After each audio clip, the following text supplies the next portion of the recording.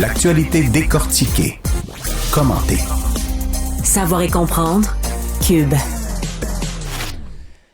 Il y a eu un autre incident, et c'est un mot peut-être un petit peu court pour désigner ce qui s'est passé. Ça s'est passé en Illinois. Il y a un policier qui a été filmé en train de tuer une femme, tout simplement. Ça nous a rappelé les événements entourant le meurtre de George Floyd aux États-Unis survenu il y a quelques années. La vidéo a commencé à circuler dans les dernières heures parce que l'un des policiers avait une caméra corporelle sur lui, donc tout l'incident a été filmé. On va en parler avec Yannick Parent, qui est un ex-policier québécois. Bonjour, M. Parent. Bonjour. Donc, c'est évidemment une situation qui est à chaque fois regrettable. Ça s'est produit aux États-Unis, mais les États-Unis, c'est notre voisin, donc on se pose des questions. Ça ne s'est pas passé en Ouganda là, ou en Indonésie. On va montrer, d'ailleurs, on va commencer comme ça parce que les gens, sinon, seront dans le mystère. On a un extrait de ce qui s'est passé.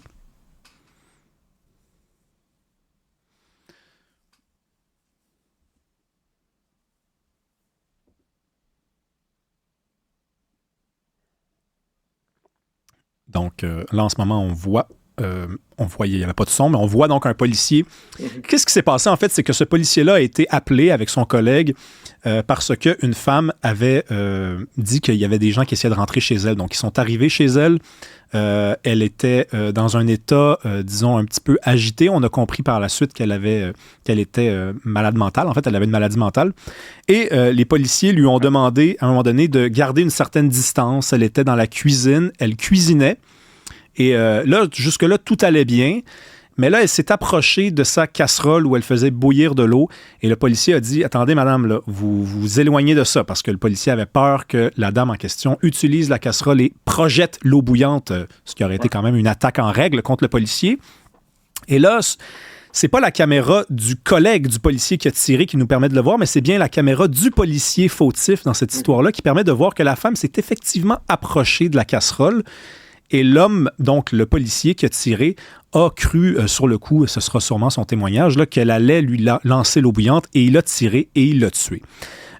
Vous, là, vous avez vu les images. Qu'est-ce que vous relevez de la situation?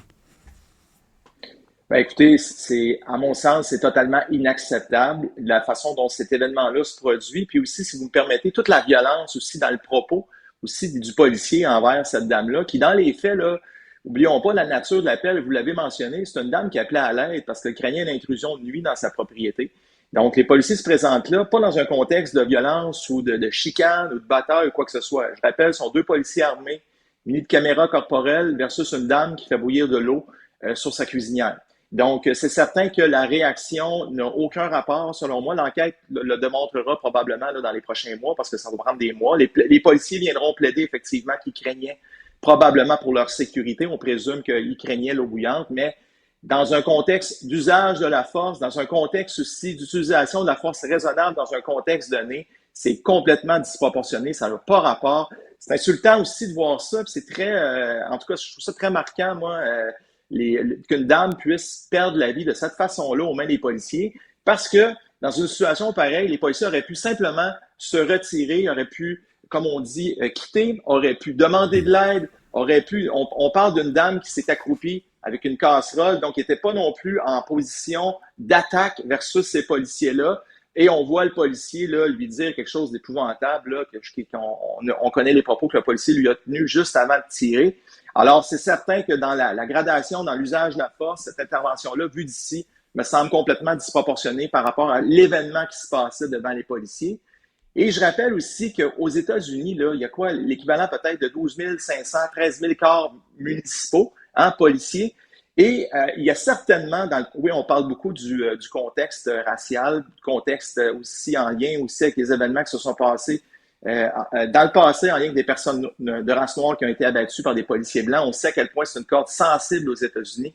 Mais tu sais, il y a toute la question de la formation aussi, qui est complètement différente aux États-Unis. Il n'y a aucune loi qui réglemente présentement, qui encadre la formation policière de façon uniforme aux États-Unis. Donc, la police est décentralisée au niveau de la formation et je crois que ça en est un exemple ici, là, un exemple de ce qui peut arriver quand on manque de préparation et de formation dans un événement donné. Ouais, on va pédaler un peu par en arrière parce que je trouve que ce qui est intéressant, c'est vraiment l'intervention en soi, c'est la scène. Puis d'ailleurs, on l'a la scène, on l'a vu, c'est disponible sur une caméra. Puis ça rappelle le débat ici même au Québec sur l'importance de permettre à des policiers ou enfin de permettre aux gens d'avoir droit à des corps de police qui sont munis de caméras pour qu'on n'y ait plus de doute autour des interventions. Le policier en question, il est très proche de la madame. Donc, si elle est un danger parce qu'elle a de l'eau bouillante, c'est bien parce qu'il a choisi de s'approcher autant d'elle. S'il avait décidé de reculer de 6 pieds, elle aurait pu représenter un danger pour lui. Oui, vous l'avez mentionné aussi, on sait autant au Québec, hein, c'est une réalité mondiale, les policiers sont confrontés beaucoup plus qu'avant des cas de santé mentale et de façon c'est omniprésent.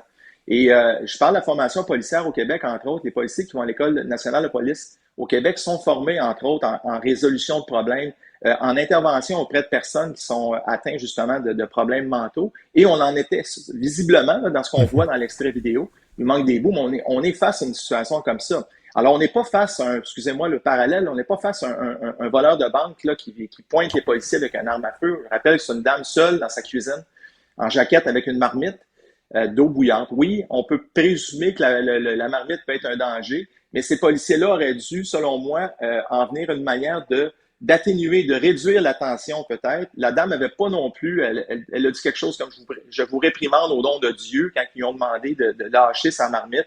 Dire au terme des propos violents, on n'est pas dans une violence non plus des propos. Fait qu'effectivement, la bonne chose à faire, là, probablement dans un cas comme ça, aurait été de se reculer, probablement aussi d'essayer de discuter davantage avec la dame, de voir un peu c'est quoi l'enjeu de son côté, puis de pouvoir lui offrir l'aide nécessaire, service adéquat, ce qui n'a pas été fait là, du tout dans ce contexte-là. On a plutôt utilisé l'arme à feu dans un contexte qui, selon moi, ne s'y appliquait pas du tout. Mais non, c'est ça exactement. Donc, si on est, par exemple, on est démuni là, comme policier, on ne sait pas comment intervenir. Pour aller plus loin dans l'intervention, on peut même sortir de la maison puis attendre, par exemple, qu'un policier qui est plus formé pour interagir dans une situation comme ça se présente sur les lieux. Là, on sort l'arme, alors qu'on aurait pu même sortir une matraque ou même une flashlight qui peut être utilisée de façon répressive. Mais là, on sort le fusil. Hein? Le fusil, c'est vraiment la façon... Est-ce qu'on a perdu notre invité? Oui, je pense qu'on a perdu M. Lac, mais en tout cas, cette image-là nous a... On peut nous dire, par exemple, ben là, franchement, c'est arrivé aux États-Unis, mais non. Ces situations-là peuvent se produire au Québec. On le sait, les interventions en situation de maladie mentale, elles sont de plus en plus fréquentes. Ouais. M. Lac, vous êtes de retour? Oui, je suis de retour, absolument. Dans l'arsenal des outils à la disposition d'un policier, il faut le rappeler, il n'y a pas juste le fusil là, qui permet Non, il y a d'autres choses. Là. Absolument. Puis on parle de l'échelle de la gradation de la force. Hein. C'est les termes que les policiers québécois connaissent bien. Donc, dans une situation donnée, il y a différentes étapes à franchir. Hein. Il va y avoir probablement, en premier lieu, évidemment, l'intervention verbale. Et moi, je pense que dans cette situation-là, on était à l'intervention verbale. Après ça, il peut y avoir l'invitation physique. Prendre quelqu'un, exemple, physiquement, lui toucher, l'amener vers une sortie, puis ensuite de ça, il peut y avoir effectivement toutes les armes intermédiaires. Vous l'avez mentionné, matraque, poire de Cayenne, différents, même à la limite le fameux taser gun, dans différentes situations. Et par la suite, ultimement, faut jamais oublier, dans le travail policier, l'arme à feu est le moyen ultime de sortir d'une situation. Et ce que ça donne encore comme impression, malheureusement, c'est que dans nos pays, puis je ne veux pas faire de généralité ce matin, mais on a l'impression que l'emphase est mise davantage sur la protection des policiers que sur la situation, la protection, en fait, des gens qui se trouvent autour des policiers. Et je crois qu'encore là, il y a une question de formation aux États-Unis là-dessus. Donc, on veut sécuriser beaucoup les intervenants, ce qui est normal, mais en quelque part aussi, il y a tout le parallèle autour de ça. Et vous l'avez mentionné, en pareille situation, les policiers auraient pu, devant une impasse, par exemple, devant une incapacité de communiquer avec cette dame-là, on a fait affaire à une personne visiblement qui était seule dans sa propriété. On aurait pu simplement se retirer à l'extérieur, appeler à la limite les services sociaux, communiquer avec un supérieur pour voir quelle est l'intervention à faire, et certainement pas de tirer sur cette dame-là qui était accroupie, qui ne représentait pas au moment du tir, en tout cas, ce qu'on voit sur l'extrait vidéo, ne représentait pas un danger immédiat avec une marmite d'eau chaude. Le policier recule à peine de quelques pieds derrière lui et il n'est plus dans la trajectoire de l'eau bouillante. Alors, écoutez, on n'a rien respecté de ce côté-là et malheureusement, on va voir aussi aux États-Unis la réaction qu'il y aura par rapport à ça. On voit que Le président, entre autres, aux États-Unis, a réagi aussi à cette situation-là. Mme Harris aussi qui a réagi. Ça va faire réagir aussi la communauté noire et ça vient alimenter tout ce contexte-là de racisme aussi qui a été démontré un petit peu par un comité expert là, qui avait été formé suite aux événements qui s'étaient passés, des événements malheureux avec M. George Floyd, on s'en rappelle en 2020. Alors, on parlait de racisme un peu systémique là aux États-Unis. Alors, ça va ramener, parmi les policiers, je pense, ça va ramener un peu tout ce contexte-là, je crois, et ça, c'est rien de bon non plus pour les forces de l'ordre et pour les citoyens là-bas. Le policier a été arrêté, a été accusé d'homicide involontaire. Il a été détenu. Je pense qu'il a été libéré là, en attendant là, son procès, mais je veux dire, là, je pense qu'on est passé à autre chose quand même aux États-Unis. On n'est plus à l'époque de George Floyd où les policiers, visiblement aux États-Unis, là, bénéficiaient d'un espèce de capital de sympathie. Il fallait faire la preuve qu'ils n'étaient pas coupables plutôt que faire la preuve qu'ils étaient coupables. Là, c'était très, très compliqué, en fait. Mais là, aujourd'hui, on assume le policier en question parce que il y a non seulement les images, mais il y a le son également. On l'entend regretter immédiatement après avoir tiré de l'avoir fait. En fait, il dit « fuck, j'ai raté mon coup, merde ». Puis là, son collègue à côté essaie de lui faire comprendre que bon, faut qu'on se détende un peu, on va attendre.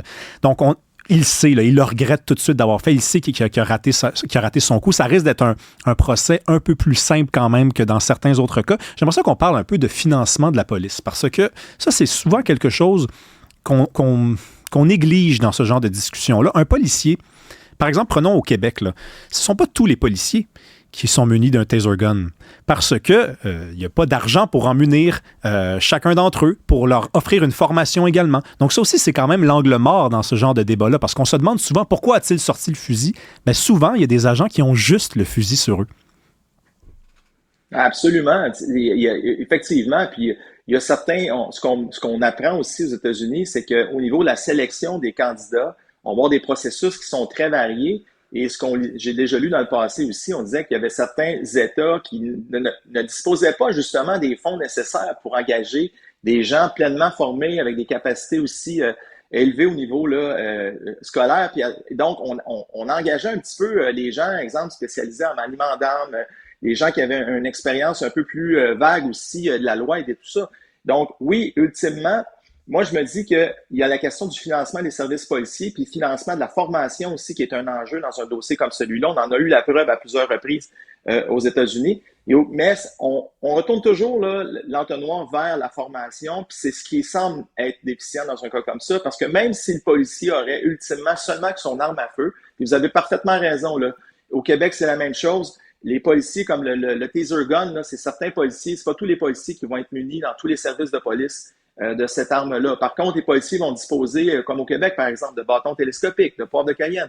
Ça, c'est systématique. Aux États-Unis, on a vraisemblablement les mêmes armes aussi intermédiaires qui, dans un cas comme ça, auraient pu probablement aussi être utilisées certainement, au lieu d'avoir l'attaque. Moi, j'appelle ça une attaque directement à l'arme à feu. Et oui, vous avez raison, le policier regrette immédiatement suite à l'incident, mais il y a quand même quelque chose là-dedans qui est frappant. Il y a une violence aussi dans le propos qui est complètement inadéquate versus cette dame-là. Je le rappelle, on est face à une dame qui a des problèmes de santé mentale. Alors, la stratégie du policier en pareille situation, c'est d'atténuer la tension, de réduire la tension et non pas de l'augmenter. Et les policiers québécois sont formés là-dessus. On sent que cette dimension-là, dans cette intervention-là, du moins aux États-Unis, est moins présente, assurément. Oui, non, c'est ça. De toute façon, je disais pas ça pour réduire le geste qu'il a commis. C'est juste que je pense que même lui constate sur le fait qu'il est allé trop loin. Ah oui. Le définancement de la police, c'est un vrai débat parce qu'on entend beaucoup de gens à la suite d'événements comme ça dire, ben voyez, c'est là la preuve qu'il faut définancer la police. Il faut envoyer... Non, c'est plutôt la preuve contraire. C'est que si on finance plus la police, ils vont avoir plus d'outils qui sont des outils non létaux et qui vont leur permettre de ne pas arriver à ce genre de situation-là. Ça réveille également, je le disais, le débat autour des caméras corporelles. Merci beaucoup, M. Yannick Parent. Toujours un plaisir.